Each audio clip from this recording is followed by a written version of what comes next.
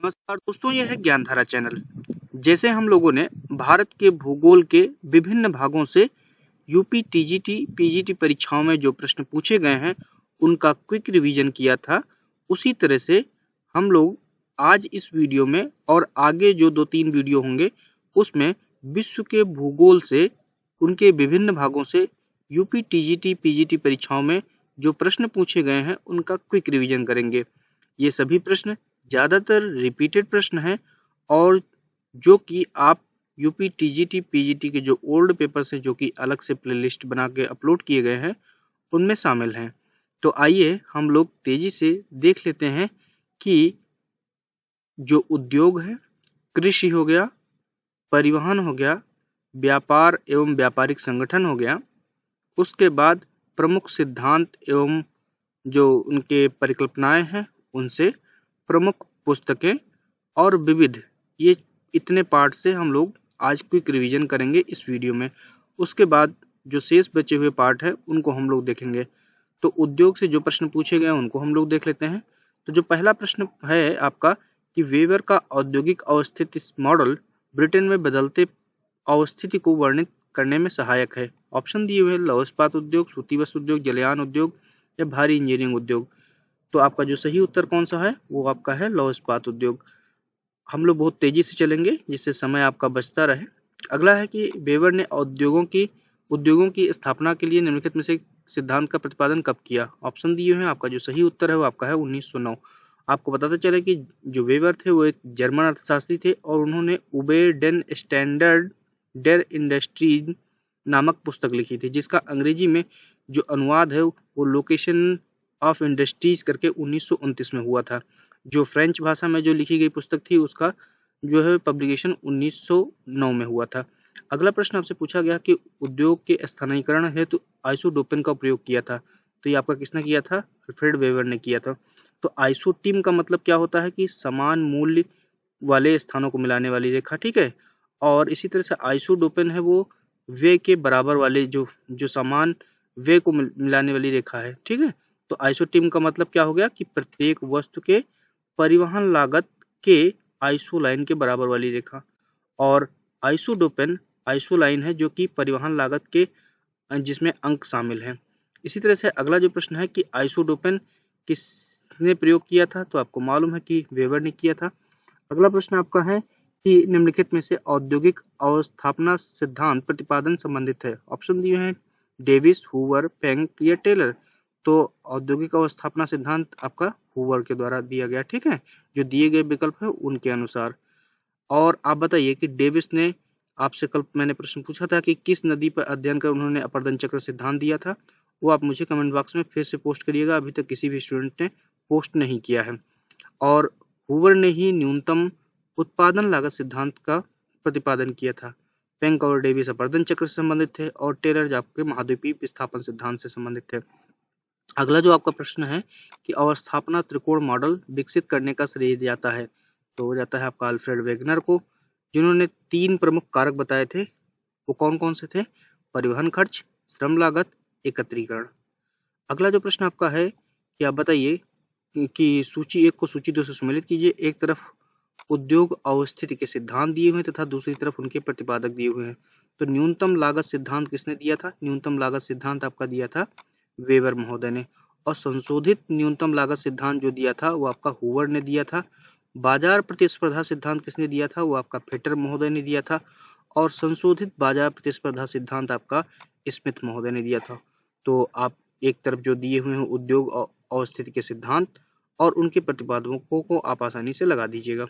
अगला जो प्रश्न आपका पूछा गया है कि विश्व में निम्नलिखित में से कौन सा उद्योगों की अवस्थिति से सबसे अधिक प्रभावित करता है। ऑप्शन दिए हुए हैं, आपके सामने पड़े हुए हैं कि जल, कोयला, खनिज तेल, प्राकृतिक गैस। तो आपका जो सही उत्तर है वो आपका है जल। तो जो भौगोलिक कारक हैं उनमें जो प्रमुख रूप से आते हैं वो कौन कौन से? कच्चा माल, ऊर्जा, श्रम, परिवहन, बाजार, जल और जलवायु। और जो गैर भौगोलिक है उनमें पूंजी, सरकारी नीतियां, औद्योगिक जड़ता, कुशल संगठन, बैंकिंग सुविधाएं और बीमा है। अगला प्रश्न है कि न्यू इंग्लैंड औद्योगिक प्रदेश स्थित है। ये आपसे प्रश्न अभी देखो पूछा गया है, यूपी टीजीटी वाले में पूछा गया था। तो आपको मालूम है कि संयुक्त राज्य अमेरिका में है। अगला जो प्रश्न आपका है कि किस उद्योग को विकास उद्योग के रूप में जाना जाता है, ऑप्शन दिए हुए हैं। आपका सही उत्तर है मोटर गाड़ी उद्योग को या ऑटोमोबाइल्स जिसे कहते हैं। अगला प्रश्न है कि वुहान औद्योगिक प्रदेश कहाँ स्थित है, तो वुहान औद्योगिक प्रदेश आपको मालूम है जहाँ से आपका चीनी वायरस निकला हुआ था कोरोना, जिसकी वजह से पूरी दुनिया त्रस्त रही है, तो आपकी वो है चीन से। अगला जो प्रश्न आपको पूछा गया है वो हम लोग देख लेते हैं कि क्या है। अगला प्रश्न है आपका कि चीन का सर्वाधिक उद्योगों वाला नगर कौन सा है, तो आपका जो सही उत्तर वो आपका है संघई। तो संघई जो है वो क्या है, आपका सबसे बड़ा इंडस्ट्रियल एरिया है और चियांग जियांग जिसे यांगत्जी नदी कहते हैं कि डेल्टा पर स्थित है, और यह नगर चीन का सबसे बड़ा व्यापारिक और औद्योगिक सांस्कृतिक नगर है। अगला प्रश्न है कि जापान का पिट्सबर्ग किसे कहा जाता है, ऑप्शन दिए हुए हैं। आपका सही उत्तर है युवाता। अगला प्रश्न है कि विश्व में पेट्रो रसायन उद्योग सर्वप्रथम है, मतलब पेट्रो रसायन उद्योग में सर्वप्रथम कौन सा है, तो आपका जो सही उत्तर है आपका संयुक्त राज्य अमेरिका है। अगला प्रश्न है कि जल जहाज निर्माण में अग्रणी देश कौन सा है, तो आपका जापान है। अगला जो प्रश्न है कि फुशुन नगर निम्नलिखित में से कौन से उद्योग स्थापित हैं, इस्पात निर्माण उद्योग, तेल शोधनशाला, कोयला खनन या उपरोक्त सभी, तो सभी उद्योग स्थित है आपके फुशुन शहर में। और जो फुशुन शहर है वो कोयला शहर के नाम से भी जाना जाता है। अगला प्रश्न है कि निम्नलिखित में से ऊनी वस्त्र उद्योग का प्रमुख केंद्र क्या है, तो वो है आपका बोस्टन जो कि यूएसए में स्थित है। लीड्स, पिट्सबर्ग और लेनिनग्राड किन देशों में स्थित है, वो आप मुझे कमेंट बॉक्स में पोस्ट करिएगा। अगला प्रश्न है दो प्रमुख सूती वस्त्र के कारखाने अगस्टा और अटलांटा में स्थित हैं, मतलब किस राज्य में स्थित हैं, ऑप्शन दिए हुए हैं। दक्षिणी कैरोलिना, मैसाचुसेट्स, उत्तरी कैरोलिना, जॉर्जिया, तो आपका जो सही उत्तर है आपका है जॉर्जिया। अगला प्रश्न है कि वह स्थान जहां के आदमी नगर में काम करने आते हैं कहलाता है, ऑप्शन दिए हुए हैं। Exclusive economic zone, computer zone, migration zone, zone of comfort, तो ये आपका सही है माइग्रेशन जोन। अगला प्रश्न है आपसे कथन है कि जर्मनी के रूर प्रदेश में लौह इस्पात उद्योग पूर्ण विकसित हुआ है, कारण दिया हुआ है कि कोयला पश्चिम फालिया में प्राप्त होता है, तो पहला भी कथन सही है, दूसरा भी सही है, और कथन की व्याख्या कारण कर रहा है, तो आपका जो सही उत्तर हो जाएगा वो आपका पहला हो जाएगा। अगला प्रश्न हम लोग देख लेते हैं क्या है। अगला प्रश्न है कि रूर औद्योगिक प्रदेश स्थित है, तो आपको मालूम कहाँ पे है, वो जर्मनी में स्थित है जो कि राइन घाटी में स्थित है। अगला प्रश्न हम लोग देख लेते हैं कि ये आपका सेम प्रश्न है। अगला प्रश्न है कि यूराल प्रदेश में कौन सा उद्योग सर्वाधिक विकसित है, तो आपका है धात्विक उद्योग। अगला प्रश्न है आपका कि संयुक्त राज्य अमेरिका का कौन सा औद्योगिक प्रदेश मिशिगन झील के दक्षिण में स्थित है, तो मिशिगन झील के जो दक्षिण में है वो आपका शिकागो गैरी प्रदेश है। और जो है ये जो है क्या है, यहाँ पे एक जो प्रसिद्ध क्षेत्र है वो मिल्वाकी औद्योगिक प्रदेश है। अगला है कि ग्रेट ब्रिटेन में सर्वाधिक लौह अयस्क उत्पादन करने वाला क्षेत्र कौन सा है, तो आपका है शेफील्ड, जो दिए गए विकल्प हैं। अब आपको करना क्या है, शेफील्ड, मध्य स्कॉटलैंड, साउथ वेल्स, इन तीनों को मैप पे देख लेना है तुरंत। अगला प्रश्न है कि निम्नलिखित में से कौन सा सुमेलित नहीं है, एक तरफ नगर के नाम दिए हैं तथा उनकी विशेषता क्या है, मतलब वहां पे क्या प्रमुख रूप से इंडस्ट्री है वो दिया हुआ है। तो नगोया जहाज निर्माण के लिए सही है, मैनचेस्टर सूती निर्माण वस्त्र के उद्योग के लिए सही है, आनंद दुग्ध उत्पादन के लिए सही है, वाशिंगटन जो है वो लौह इस्पात की जगह पे क्या है, ये व्यापारिक और औद्योगिक नगर है। अगला जो प्रश्न है कि फ्लाई ऐश उत्पन्न होता है, तो वो ताप विद्युत केंद्र से होता है। अगला प्रश्न है कि किस उद्योग को तीन प्रकार के कच्चे माल और गैसीय तरल एवं ठोस की आवश्यकता होती है, तो ऑप्शन दिए हुए हैं सीमेंट, हार्डवेयर, रसायन और पेट्रो रसायन, तो आपका जो सही उत्तर वो आपका है रसायन। अगला जो प्रश्न है वो हम लोग देख लेते हैं क्या पूछा गया है कि इलेक्ट्रॉनिक उद्योग को निम्नलिखित में से कौन सा कारक अधिक आकर्षित करता है, तो ऑप्शन दिए हुए हैं आपका जो है वो क्या है, बाजार करता है, क्योंकि ये एक फूटलूज उद्योग है। अगला जो आपका प्रश्न है कि निम्न में से कौन सा फूटलूज उद्योग के अंतर्गत आता है, ऑप्शन दिए हुए हैं, उसमें आपका सही विकल्प है इलेक्ट्रॉनिक्स। जो विकल्प दिए हैं उनको आप ध्यान से देखिए और तुरंत आप डिसीजन लीजिए, क्योंकि आप कम समय में ज़्यादा से ज़्यादा रिवीजन कर सकें, यह हमारा उद्देश्य है इस वीडियो को बनाने का। इसके पहले बहुत से वीडियोस अपलोड किए जा चुके हैं जिनमें डिटेल्ड में डिस्क्रिप्शन ऑलरेडी दिया हुआ है। अगला है कि निम्नलिखित उद्योगों में से किसकी स्थापना में जल एक महत्वपूर्ण कारक नहीं है, ऑप्शन दिए हुए हैं, तो आपका उसमें जो है वो आपका सीमेंट में कम जल की आवश्यकता होती है। अगला प्रश्न है कि निर्माण उद्योग किस आर्थिक क्रिया में आता है, तो निर्माण उद्योग आपका द्वितीय क्रिया में आता है। तो प्राथमिक क्रियाएं क्या होती हैं आपको मालूम है कि जिनमें आप प्रकृति से सीधे उत्पादन प्राप्त करते हैं, जैसे मत्स्य पालन हो गया, डेयरी फार्मिंग हो गया, कृषि हो गया, मुर्गी पालन हो गया, खनन हो गया, समझ रहे हैं। तो ये सब चीजें हैं। द्वितीयक में के अंतर्गत जितने भी आप प्राकृतिक संसाधनों से या डायरेक्ट प्रकृति से जो उत्पाद लेते हैं उनके रूप में बदलाव कर दिया जाता है, जिससे कि उनके मूल्य में वृद्धि हो जाती है। तो इस तरह के जो भी फंक्शन है वो ज़्यादातर मैन्युफैक्चरिंग इंडस्ट्री के थ्रू होते हैं। तो वो मैन्युफैक्चरिंग इंडस्ट्रीज जो है वो सभी सेकेंडरी एक्टिविटीज़ में आती हैं। टर्शियरी एक्टिविटीज़ में जितने भी सर्विस सेक्टर्स हैं, व्यापार, बैंकिंग, बीमा, परिवहन, संचार इत्यादि आते हैं। अगला प्रश्न है कि जापान का उद्योग किस औद्योगिक कारक के कारण विकसित है। ऑप्शन दिए हैं कच्चा माल, बाजार, कुशल श्रमिक या सड़क परिवहन तंत्र। तो आप बताइए आपका कौन सा सही है। तो आपका सही उत्तर है वो आपका स्किल्ड लेबर जिसे कहते हैं, कुशल श्रमिक। अगला प्रश्न है कि मानचेस्टर किस उद्योग के लिए प्रसिद्ध है। तो आपको मालूम है सूती वस्त्र उद्योग के लिए। अगला प्रश्न है कि निम्नलिखित में से कौन सा नगर जापान का मैनचेस्टर कहलाता है। वो आपका है ओसाका। जापान का पिट्सबर्ग कौन सा था। वो था युवाता। अगला प्रश्न है आपका, बताइएगा कि इसी में आप कुछ फैक्ट्स हैं उनको भी याद कर लीजिए कि होन्शु जो है, होन्शु द्वीप पर टोक्यो की जो राजधानी टोक्यो है वो जो कि जापान की राजधानी वो स्थित है। कोबे, नागासाकी और याकोहामा जापान के प्रमुख जो है औद्योगिक नगर हैं। अगला प्रश्न है कि कौन सा कथन सही है। चार आपके कथन दिए हैं। कौन कौन से कथन दिए हैं कि जापान अपने सूती वस्त्र उद्योग हेतु कपास का आयात करता है। दूसरा है कि जापान के पश्चिमी तट पर जाड़े में वर्षा होती है। तीसरा है जापान के होक्काइडो द्वीप में मछली पकड़ने का उद्योग सबसे अधिक विकसित है। अगला है कि जापान की 3/4 जनसंख्या प्राथमिक आर्थिक क्रिया में संलग्न है। तो आपका जो सही उत्तर है वो आपका है जापान के पश्चिमी तट पर जाड़ों में वर्षा होती है। अगला जो प्रश्न है वो हम लोग देख लेते हैं। क्या पूछा गया है कि निम्न कथनों पर अध्ययन कीजिए। कथन दिया हुआ कि स्वीडन में लौह इस्पात का पूर्ण विकास हुआ है। कारण दिया कि स्वीडन में लौह अयस्क के वृहद भंडार हैं। तो लौह अयस्क के सही में वृहद भंडार हैं। अब आप बताइए कि जो लौह अयस्क का स्वीडन में भंडार पाया जाता है वो किस खान से निकाला जाता है। तो आपको याद होगा किरूना। आपको याद आ रहा है कि नहीं। तो आपका ए नंबर विकल्प सही हो जाएगा। अगला जो प्रश्न है आपका कि निम्नलिखित में से कौन सा सुमेलित नहीं। एक तरफ नगर दिए हैं तथा दूसरी तरफ उसके जो रिप्रेजेंटेटिव उद्योग हैं वो दिए हुए हैं। तो मैग्नेटोगोर्स्क जो है वो आपका मोटर गाड़ी के लिए प्रसिद्ध है कि नहीं। तो ये आपका मोटर गाड़ी के लिए ना प्रसिद्ध होकर के किसके लिए प्रसिद्ध है वो आप बताइए मुझे।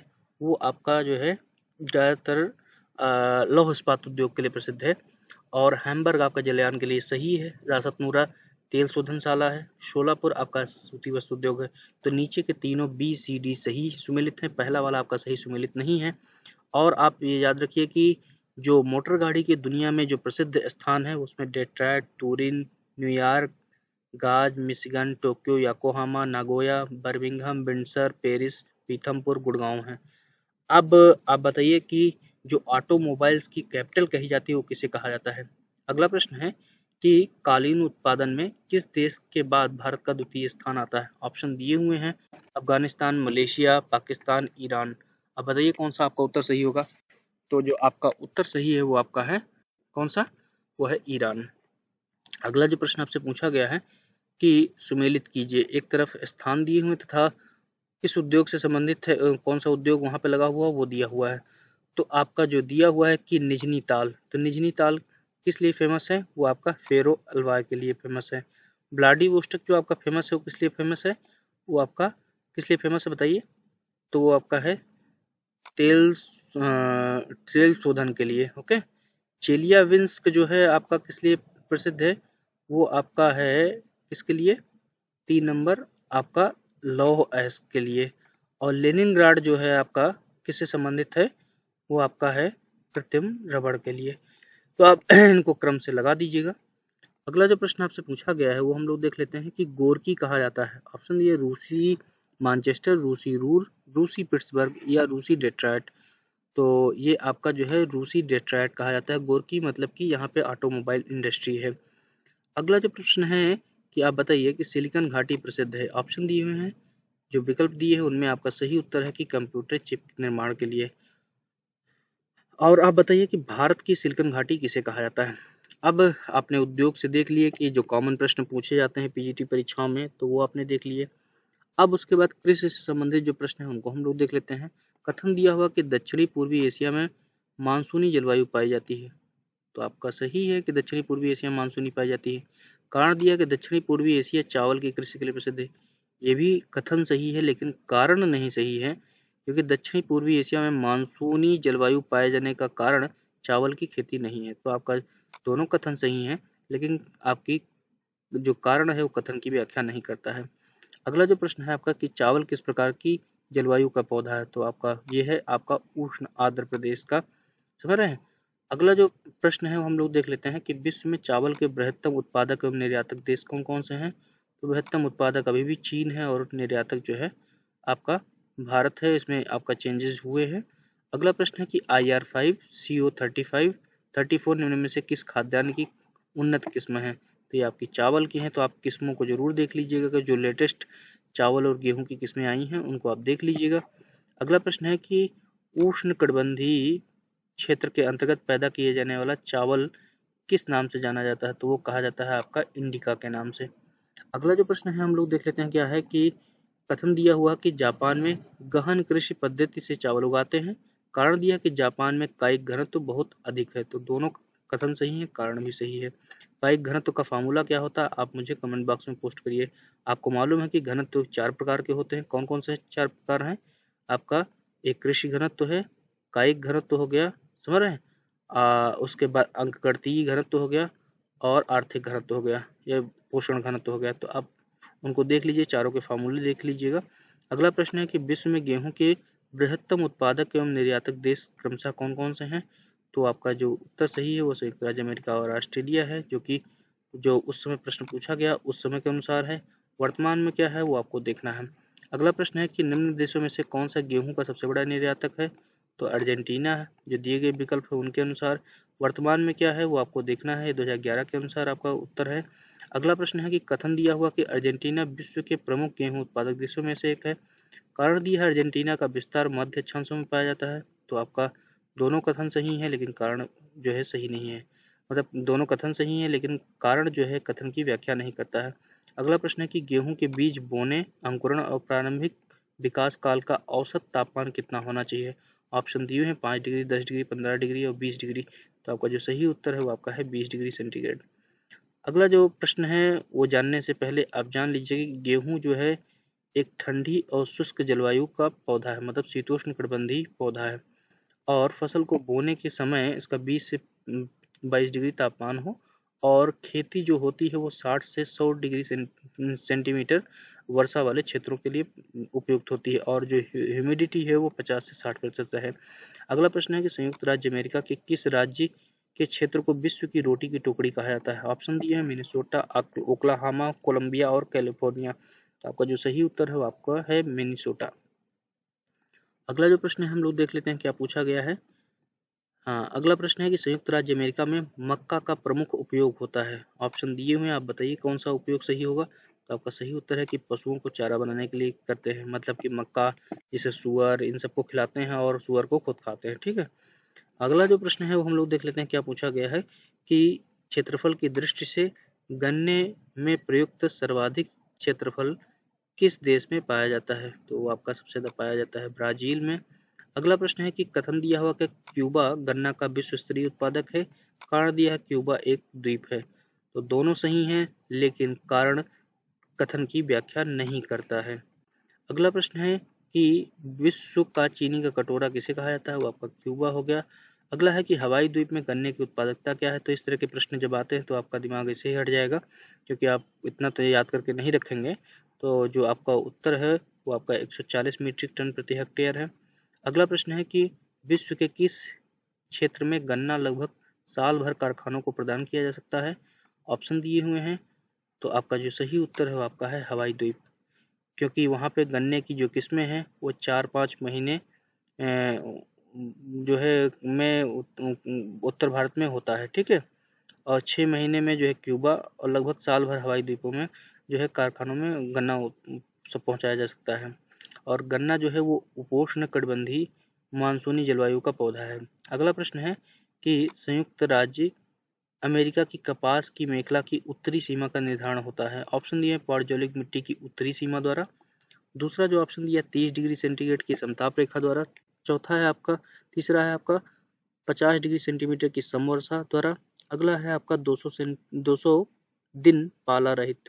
तो आपका जो सही उत्तर है वो आपका है 200 दिन पाला रहित।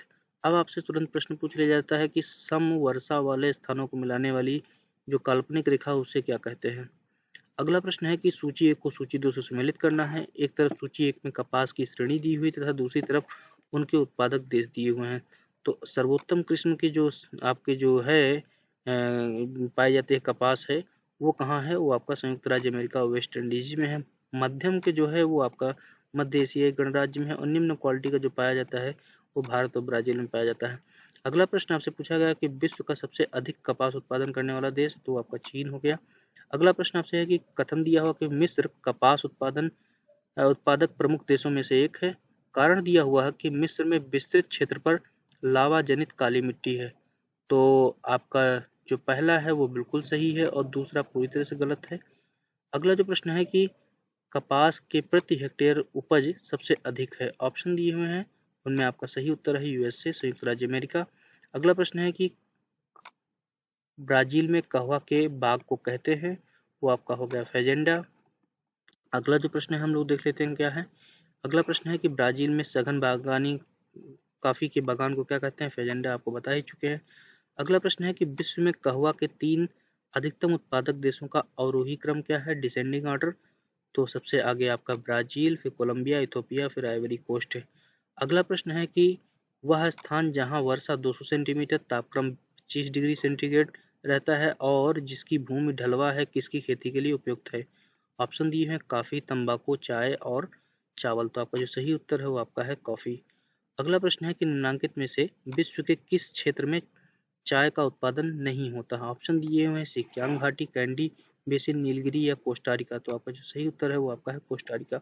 अगला प्रश्न है कि उलंग किस्म की चाय का उत्पादन कहाँ किया जाता है, तो इसका किया जाता है आपको ताइवान में। अगला प्रश्न है कि कृषि के अत्यधिक विशेषीकृत रूप का संबंध किससे है, जिसमें कहवा, चाय और रबड़ जैसी फसलें उगाई जाती हैं। ऑप्शन दिए हुए बहुविध फसल, बागाती कृषि, सीढ़ीदार कृषि या विस्तृत कृषि। तो आपका सही उत्तर है बागाती कृषि। अगला प्रश्न है कि आप बताइए कि संसार की प्राकृतिक रेशम का अग्रणी उत्पादक कौन सा है, चीन, भारत, जापान या इटली। तो आपका सही उत्तर है आपका चीन। अगला प्रश्न आपसे पूछा गया है कि विश्व का सर्वाधिक रबड़ उत्पादक देश कौन सा है, तो आपका थाईलैंड। अगला जो प्रश्न आपसे पूछा गया है कि मलेशिया प्रसिद्ध है रबड़ की बागाती कृषि के लिए, कपास की कृषि के लिए, चाय की कृषि के लिए या गेहूं की। तो आपका सही उत्तर है रबड़ की बागाती कृषि के लिए। तो रबड़ जो है वो भूमध्य रेखीय जलवायु का एक पौधा है और इसका जो सबसे ज़्यादा जो उत्पादन है वो आपका मलेशिया में हो गया है और जो द्वीपीय क्षेत्र है उनमें होता है। अगला प्रश्न आपका है कि निम्न में से कौन सा देश विश्व में सबसे अधिक मुलायम लकड़ी का उत्पादन करता है, जिसके कारण उसे मुलायम लकड़ी का भंडार कहा जाता है। ऑप्शन दिए हुए हैं कनाडा, नॉर्वे, साइबेरिया, फिनलैंड। तो आपका जो सही उत्तर है आपका हो गया कौन सा, कनाडा। अब कनाडा के बारे में थोड़ा और जान लेते हैं कि क्षेत्रफल की दृष्टि से कनाडा रूस के बाद दूसरा सबसे बड़ा स्थान है। कनाडा के क्षेत्रफल में 40% भाग पर शंकुधारी वन या टैगा वन या बोरियल वन पाए जाते हैं। अगला है कि इन वनों से विश्व की 30% मुलायम लकड़ी काटी जाती है, जिससे कागज, लुगदी और रेशा बनाया जाता है। अगला है कि कनाडा के वनों में लकड़ी काटने वालों को लंबरजैक कहा जाता है। अगला प्रश्न है कि विश्व में लुगदी का सर्वाधिक उत्पादन करने वाला देश कौन सा है, तो आपका है संयुक्त राज्य अमेरिका। अगला प्रश्न है कि सूची 1 को सूची 2 से मिलाना है। एक तरफ सूची में देश दिए हैं तथा दूसरी तरफ कृषि उत्पादक दिए हैं। तो ऑस्ट्रेलिया जो है वो किसका उत्पादन करता है, वो आपका हो गया गेहूं का। मिस्र किसका करता है आपको मालूम होगा, आप तुरंत बताइए, आप बताइए कौन सा है। तो मिस्र आपका कपास का करता है। अगला क्यूबा किसका करता है, वो आपको गन्ना का करता है और बांग्लादेश आपका जो है जूट का करता है। अगला जो आपका प्रश्न है कि निम्नलिखित में से कौन सा नकदी फसल नहीं है। ऑप्शन दिए हैं कपास, जूट, चाय, आलू। तो नकदी फसल होता क्या है, ये होता है कि लाभार्जन हेतु केवल बेचने के उद्देश्य से जो उगाई जाती है वो नकदी फसल होती है। ठीक है, तो आप जो दिए गए विकल्प हैं उनमें आपका आलू जो है वो हो सकता है। अगला जो प्रश्न आपका है कि निम्नलिखित में से कौन सा युग्म सही नहीं है। ऑप्शन दिए हैं कहवा के सामने ब्राजील है, दूसरा है कपास के सामने मिस्र है, उसके बाद आपका तीसरा है कि चाय के सामने आपका श्रीलंका है और रबड़ के सामने मलेशिया है। तो इसमें जो है आपका लगभग में सभी सही हैं, सभी एक दूसरे से मिले हुए हैं, इसलिए इसमें उत्तर चयन करना उतना सही नहीं है। तो अब इसमें कहवा सभी जो है मोस्ट प्रोडक्टिव कंट्रीज हैं वो उनको रिप्रेजेंट कर रहे हैं क्रॉप्स के साथ। तो उसको आप जब भी आता है तो बस इतना ध्यान रखिए कि मलेशिया जो है रबड़ उत्पादन में, श्रीलंका चाय उत्पादन में, उसके बाद आपका कपास उत्पादन में मिस्र और कहवा में ब्राजील अग्रणी है। अगला प्रश्न आपसे पूछा गया है कि विश्व में अंगूर की खेती बागवानी कोष से कीट पालन बहुत विकसित है। कहाँ पे? ऑप्शन दिए हैं मानसूनी क्षेत्रों में, उष्णकटिबंधीय उच्च भूमि में, भूमध्य सागरीय क्षेत्रों में या पश्चिमी समुद्री तटीय प्रदेशों में। तो आपका जो सही उत्तर है वो आपका है भूमध्य सागरीय प्रदेशों में। अगला प्रश्न है कि टैपिओक और याम उपजाए जाते हैं इस विधि द्वारा, किस विधि द्वारा किए जाते हैं? वो आपके किए जाते हैं गहन कृषि के द्वारा। अगला प्रश्न है कि विश्व में अधिकांशतः व्यापारिक पशुपालन होते हैं। ऑप्शन दिए हुए हैं किन क्षेत्रों में होते हैं कि भेड़ और बकरियां अधिक संख्या में पाली जाती हैं, गाय और बैल अधिक संख्या में पाले जाते हैं, उपरोक्त दोनों या उपरोक्त दोनों गलत है। तो आपका उपरोक्त दोनों सही है। अगला प्रश्न है आपका कि यूरोप का कौन सा राष्ट्र अपने कृषि और दुग्ध निर्यात में गुणवत्ता रखता है? ऑप्शन दिए जर्मनी, डेनमार्क, स्विट्जरलैंड, इटली। आपका जो सही उत्तर है वो आपका है डेनमार्क। अगला प्रश्न है कि विश्व में ऊन का अग्रणी उत्पादक देश कौन सा है? तो आपका सही है ऑस्ट्रेलिया। अगला है आपका कि विश्व में मत्स्य उत्पादन में प्रथम कौन है? तो आपका उत्पादन में संयुक्त राज्य अमेरिका रहा 2013 के अनुसार, 2011 के आंकड़ों के अनुसार। हाँ, 2011 के आंकड़ों के अनुसार। अब यहाँ पे देखिएगा कि जो टॉप मोस्ट है, प्रथम स्थान पे वो नहीं दिया हुआ है। प्रथम पे आपका जो है चीन है और उसके बाद जो है भारत का नंबर आता है, फिर इंडोनेशिया है, फिर पेरू है, फिर संयुक्त राज्य अमेरिका है। तो जो दिए गए विकल्प हैं उनको आपको ध्यान से देखना है, उसके बाद निर्णय लेना है।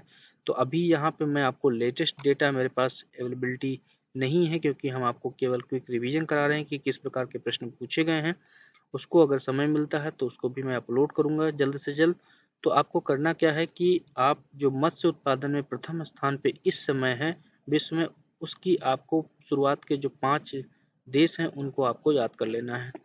अगला जो प्रश्न आपको पूछा गया है कि कौन सा देश सबसे अधिक मछली उत्पादन करता है? तो उसमें आपका जापान है, चिली है, नॉर्वे है। तो आपका जो उस समय था 2013 में वो आपका पेरू है। तो करंट डेटा आपको इसमें देखना है, जरूरी से जरूर है। अगला प्रश्न है कि विश्व में चीन मछली का बृहत्तम उत्पादक है। दूसरा है आपका कि विश्व में चीन कोयले का बृहत्तम उत्पादक है। विश्व में चीन तांबे का बृहत्तम उत्पादक है। विश्व में चीन की जनसंख्या सर्वाधिक है। तो विश्व में चीन तांबे का सबसे बड़ा उत्पादक नहीं है। अगला प्रश्न है कि विश्व प्रमुख मत्स्य क्षेत्र ग्रांड बैंक स्थित है। ऑप्शन दिए हैं दक्षिणी अटलांटिक, दक्षिणी प्रशांत महासागर, उत्तरी अटलांटिक और उत्तरी प्रशांत महासागर। तो आपका जो सही उत्तर है वो आपका है उत्तरी अटलांटिक महासागर। अगला जो प्रश्न है कि न्यू फाउंडलैंड की अधिकांश जनसंख्या लगी हुई है। ऑप्शन दिए लकड़ी काटने में, मछली पालन पकड़ने में, शिकार करने में या दुग्ध उत्पादन में। तो आपका जो सही उत्तर है वो आपका है मछली पालन में। अगला प्रश्न है कि वान की के भूमि उपयोग मॉडल के संकेंद्रीय वृत्तों का सही क्रम क्या है? ऑप्शन आपके दिए हुए हैं, आप बताइए कौन सा आपका सही है। अन्न उत्पादन, जंगल, फल सब्जी, उसके बाद दुग्ध उत्पादन। फल सब्जी, दुग्ध उत्पादन, अन्न उत्पादन, जंगल। फल सब्जी, दुग्ध उत्पादन, जंगल, अन्न उत्पादन, जंगल, फल सब्जी, दुग्ध उत्पादन, अन्न उत्पादन। अब बताइए आपका कौन सा क्रम सही है। तो आपको मालूम होगा कि 1826 में जो है कृषि संबंधित जो भूमि उपयोग मॉडल उन्होंने दिया था वानथुनेन महोदय ने, और 6 पेटियां उन्होंने बताई थी।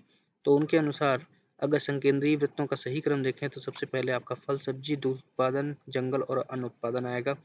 तो ये कौन सी पेटियां हैं आप ध्यान से देख लीजिए। ये आपका नगर है कोई मान लीजिए। उसके बाद पहले नंबर पे जो आपका आएगा वो फल सब्जी, दुग्ध उत्पादन या ट्रक फार्मिंग का इलाका आएगा। फिर उसके बाद दूसरी पेटी में आपका जंगल या ईंधन उत्पादन वाला आएगा। फिर आपके बाद उसके बाद देखेंगे तो जो तीसरी पेटी है वो आएगी और जिसमें गहन कृषि होगी। फिर उसके बाद आपका चौथे वाले में अन्न उत्पादन है। फिर पांचवे वाले में आपका जो है 3 खेती प्रणाली है और चौथे वाले में विस्तृत पशुपालन है।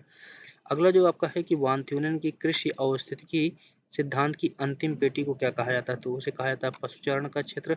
अगला प्रश्न है कि फार्म ग्रह सामान्यतः नहीं पाए जाते हैं संयुक्त राज्य अमेरिका, भारत या फिर आपका कनाडा या ऑस्ट्रेलिया। तो वो भारत में नहीं पाए जाते हैं क्योंकि यहाँ पर गहन कृषि होती है। अगला प्रश्न है कि विकासशील देशों में हरित क्रांति द्वारा त्वरित सुधार हुआ है, किसमें हुआ है? धान्य फसलों की उपज में हुआ है। अगला प्रश्न है कि हरित क्रांति के खोजकर्ता निम्नलिखित में से कौन से हैं? ऑप्शन दिए हुए हैं, तो आपका जो सही विकल्प है वो है आपका विलियम गैड महोदय। तो हरित क्रांति शब्द का जो प्रयोग है वो 1958 में सबसे पहले विलियम गैड महोदय ने किया था, जब गेहूं के उत्पादन में 20 मिलियन से 170 मिलियन टन की वृद्धि हुई थी। अगला प्रश्न है कि निम्न में से किसको कृषि के क्षेत्र में हरित क्रांति का जन्मदाता माना जाता है? तो वो है आपके नार्मल ई बोरलांग महोदय। और भारत में हरित क्रांति लाने का श्रेय एम.एस. स्वामीनाथन को जाता है। अगला प्रश्न है कि इंस्टेंसियस है। ऑप्शन दिए हुए अर्जेंटीना के बड़े फार्म हाउस, ब्राजील में छोटी भूसंपत्ति, मलेशिया के बागान फर्म या संयुक्त राज्य अमेरिका के व्यापारिक अन्न फार्म। तो आपका जो सही उत्तर है वो आपका है अर्जेंटीना के बड़े पशु फार्म। अगला प्रश्न है कि विश्व के संपूर्ण धरातली क्षेत्र का कितना प्रतिशत भाग कृषि योग्य है? तो ये आपका जो है 2013 के आंकड़ों के अनुसार वो लगभग में 37% है, 37.7% है। तो आप बताइए कि अब इसमें 37.7 के आसपास कोई नहीं है, तो अगर आपको लगाना होगा तो आप ये विकल्प लगा सकते हैं। और भारत में जो है लगभग 61% भाग है। अगला प्रश्न है कि कौन सा एक सही सुमेलित नहीं? एक तरफ भूगोलवेत्ता दिए तथा दूसरी तरफ कृषि प्रादेशिकरण दिया हुआ है। तो बेकर महोदय जो है उन्होंने भौतिक दशाओं का किया हुआ है, डी विटलेसी ने आर्थिक कारक बताए हैं, जे कोस्ट्रोविकी ने भूमि उपयोग एवं क्षमता प्रावधिकी स्तर नहीं बताया है, तो ये आपका सुमेलित नहीं है, जबकि हंटिंगटन ने जलवायु कारक बताए हैं। तो कृषि प्रादेशिकरण के आधार को जो बनाया है तो बेकर ने भौतिक दशाओं को आधार बनाया है, विटलेसी ने आर्थिक कारकों को, हंटिंगटन ने जलवायु कारकों को बनाया है, जबकि जो कोस्ट्रोविकी हैं उन्होंने क्या किया है, उनका कोई संबंध जो है कृषि प्रादेशिकीकरण से नहीं है। अगला प्रश्न है कि निम्नलिखित में से कौन सा सुमेलित नहीं है? एक तरफ कृषि प्रदेश दिए हुए हैं जिसमें जो कि यूएसए के कृषि प्रदेश हैं, तथा दूसरी तरफ उनका विस्तार कहां से कहां तक है वो आपका दिया हुआ है। तो चारा एवं दुग्ध पशुपालन क्षेत्र वो कहाँ पे है वो आपको सोचना है। इस तरफ आपका विस्तार दिया होगा कि कहाँ से कहाँ तक है। दूसरा है मक्का एवं शीतकालीन गेहूं क्षेत्र, तीसरा है शीतकालीन गेहूं क्षेत्र, और चौथा क्या है वो है आपका उपोष्ण फसल का क्षेत्र। तो आपके जो भाग हैं अमेरिका का जो मानचित्र है उसको आप दिमाग में उतार लीजिए और उसके बाद उत्तर का चयन कीजिए। तो आपका जो सही उत्तर है वो आपको देखना होगा यहाँ पे कि कौन सा, हाँ आपसे पूछा क्या गया है ये कि कौन सा सुमेलित नहीं है। तो जो चारा और दुग्ध पशुपालन क्षेत्र है वो अमेरिका के उत्तरी पूर्वी राज्य एवं झील क्षेत्र में होता है, ये आपका सही है।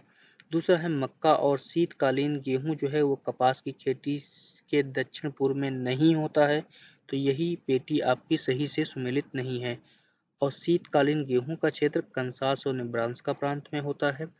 और जो चौथा है उपोष्ण फसल का जो क्षेत्र है वो दक्षिणी पूर्वी भागों में होता है। ठीक है।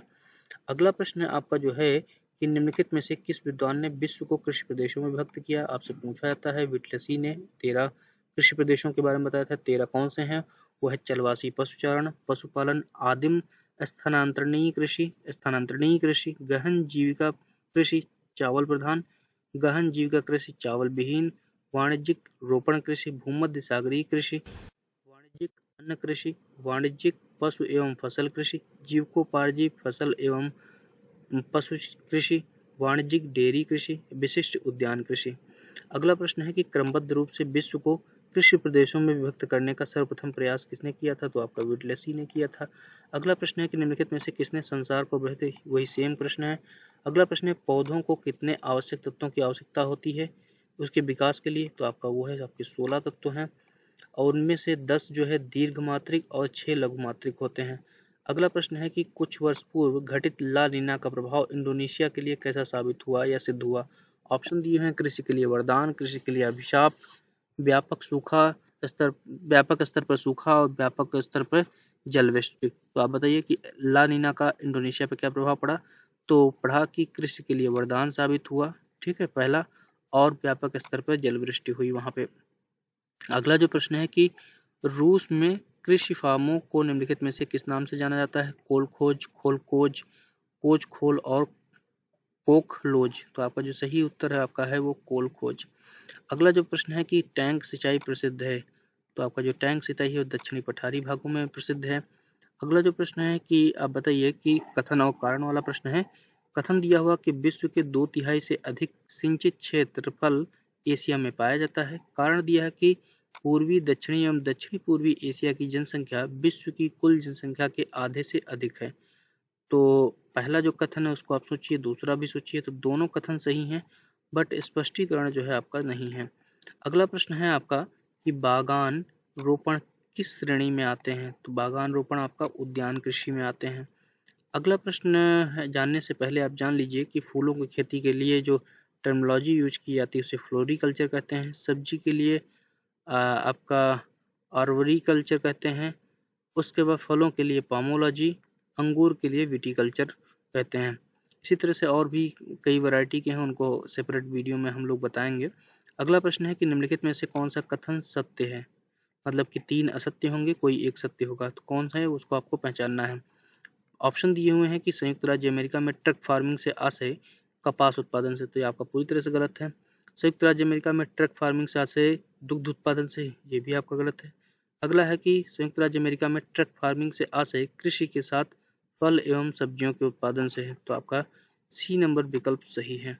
अगला प्रश्न जो है वो हम लोग देख लेते हैं कि वह कृषि पद्धति जिसमें कृषक अपने और अपने परिवार के भरण पोषण के लिए फसलें उगाता है। ऑप्शन आपके दिए हुए हैं, स्थानांतरणीय कृषि, जीविकोपार्जन कृषि, गहन कृषि या मिश्रित कृषि। तो आपको वो सही उत्तर है, जीविकोपार्जन कृषि कहलाती है। अगला जो प्रश्न है कि झूमिंग कृषि या शिफ्टिंग कल्टीवेशन निम्न में से किन क्षेत्रों के वनों के क्षय एवं विनाश का एक प्रमुख कारण है? तो आपका जो सही उत्तर है वो दक्षिणी और दक्षिणी पूर्वी एशिया में है। अगला जो प्रश्न है हम लोग देख लेते हैं, 70 नंबर प्रश्न जो कि कृषि के पार्ट से है। वो है आपका दक्षिणी पूर्वी एशिया में कौन सा कृषि प्रारूप प्रचलन में है? तो दक्षिणी पूर्वी एशिया में जो ज्यादा पाया जाता है वो सघन जीवन निर्वाह कृषि पाई जाती है। अगला प्रश्न है कि स्थानांतरणीय कृषि सामान्यतः होती है, वो होती है आपकी वनों में, जिनमें वनों को काट कर और उसके बाद कृषि भूमि को तैयार किया जाता है। 2-3 फसलें 4 साल तक फसल लेने के बाद उस स्थान को छोड़ दिया जाता है और उसके बाद यही रिपीटिशन अगले वनों को काट कर किया जाता है। अगला प्रश्न है कि लदांग कृषि प्रचलित है। ऑप्शन दिए हुए हैं, तो आपका सही उत्तर आपका इंडोनेशिया है। भारत के उत्तरी पूर्वी भाग में इसे ही झूम कहते हैं। अगला प्रश्न है कि एक तरफ देश दिए हुए हैं तथा दूसरी तरफ आपके स्थानांतरणीय कृषि के नाम दिए हुए हैं, तो आपसे पूछा गया कि कौन सा युग्म सुमेलित नहीं है? तो रोडेशिया में मिल्पा कहा जाता है, आपका सही है। ब्राजील में रोका कहा जाता है, ये भी आपका सही है। इंडोनेशिया में टावी नहीं कहा जाता है बल्कि लदांग कहा जाता है, अभी आपको बताया गया था। सूडान में जो है नगासू कहा जाता है। ठीक है, तो आप इसको याद कर लीजिएगा। तो अगला जो प्रश्न है कि फेल्ला कृषक होते हैं, तो फेल्ला कृषक जो है वो मिस्र के होते हैं। अगला प्रश्न है कि सूची 1 को सूची 2 से सुमेलित करना है, तो सूची 1 में झूमिंग कृषि दी हुई, मतलब कृषि के प्रकार दिए हुए हैं, स्थानांतरित कृषि के प्रकार, और दूसरी तरफ जो है देशों के नाम दिए हुए हैं। तो झूमिंग कृषि जो होती है वो कहाँ होती है? भारत के उत्तरी पूर्वी भाग में। जो चैजिंग है वो आपकी जो होती है वो आपकी फिलीपींस में है। रोका कृषि जो है वो आपकी कहाँ पे है? वो ब्राजील में है। और मसोले जो है आपकी मध्य अफ्रीका में कांगो लोकतांत्रिक गणराज्य में है। अगला जो प्रश्न है कि निम्नलिखित में से किस तिलहन से प्राप्त खली पशुओं के आहार के लिए हानिकारक होती है? तो आपका है अरंडी के बीज का। अब हम लोगों ने उद्योग से प्रश्न जो पूछे गए उनको देख लिया, कृषि से पूछे गए उनको देख लिया। अब हम लोग व्यापार और क्षेत्रीय संगठन से संबंधित जो प्रश्न है उनको देख लेते हैं।